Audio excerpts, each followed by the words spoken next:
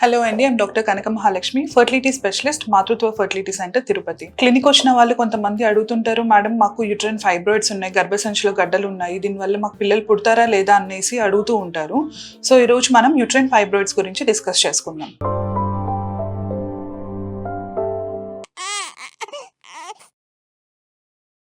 So మనకు ఈ uterus లో 3 లేయర్స్ ఉంటాయండి. ఫస్ట్ థింగ్ వచ్చేసి ఎండోమెట్రియల్ క్యావిటీ, అంటే ఈ లోపల పొర. ఈ లోపల పొరలోనే మనకు ఎంబ్రియో అనేది, పిండం అనేది అతుక్కుంటుంది, ఇంప్లాంట్ అవుతూ ఉంటుంది. అండ్ సెకండ్ థింగ్ వచ్చేసి ఈ మజిల్ లేయర్ అన్నమాట, అంటే కండ. అండ్ నెక్స్ట్ థింగ్ వచ్చేసి బయట సీరోజా లేయర్ అన్నమాట.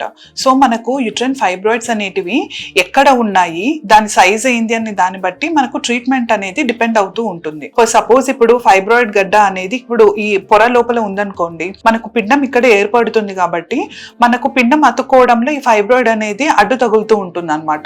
సో అలాంటి ఉన్నప్పుడు ప్రెగ్నెన్సీ ఛాన్సెస్ అనేటివి ఆబ్వియస్ గా తగ్గుతాయి.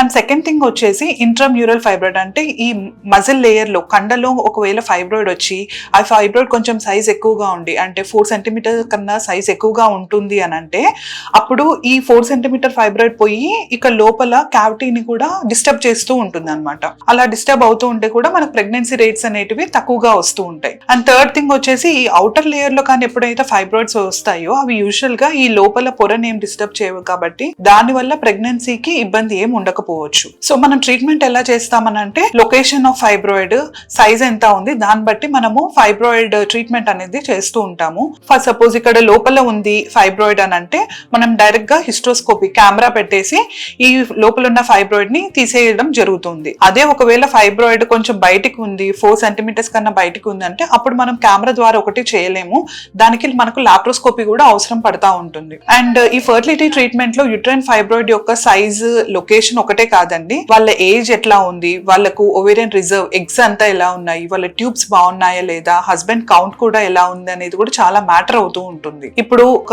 యంగ్ లేడీ ఉన్నారు, ఒక 25 ఇయర్స్ అట్లా ఉంది, తనకి ఇక్కడ లోపల ఎండోమెట్రియం పొరలో మనకు ఫైబ్రాయిడ్ ఉంది, తనకు రిజర్వ్ అంతా బాగుంది, ట్యూబ్స్ బాగున్నాయి, హస్బెండ్ కౌంట్ అంతా బాగుంది, తనకు జస్ట్ హిస్ట్రోస్కోపీ చేసి ఆ ఫైబ్రాయిడ్ మనం తీసేసాం అనుకోండి, తను న్యాచురల్ గా కూడా కన్సీవ్ అయ్యే అవకాశం ఉంటుంది. అదే ఒక సేమ్ ఫైబ్రాయిడ్ ఒక ఎల్డర్లీ లేడీ అని అంటే ఒక 35 ఇయర్స్ 36 ఇయర్స్ పైన లేడీ ఉన్నారు, వాళ్ళకు రిజర్వ్ బార్డర్ లైన్ లోనే ఉంది, ఎగ్స్ అంతా తక్కువగా ఉన్నాయి, హస్బెండ్ కౌంట్ బార్డర్ లైన్ లో ఉంది, అలాంటి వాళ్ళు న్యాచురల్ గా అయ్యే ఛాన్సెస్ కొద్దిగా తక్కువగా ఉంటాయి when compare to younger lady అనమాట. సో మీకు ఫైబ్రాయిడ్స్ కానీ ఉన్నాయి అని అంటే దానికి మీరు ఫర్టిలిటీ డాక్టర్ దగ్గరికి వెళ్తే మీకు ప్లాన్ ఆఫ్ యాక్షన్ వాళ్ళు ఇస్తారు. Thank you.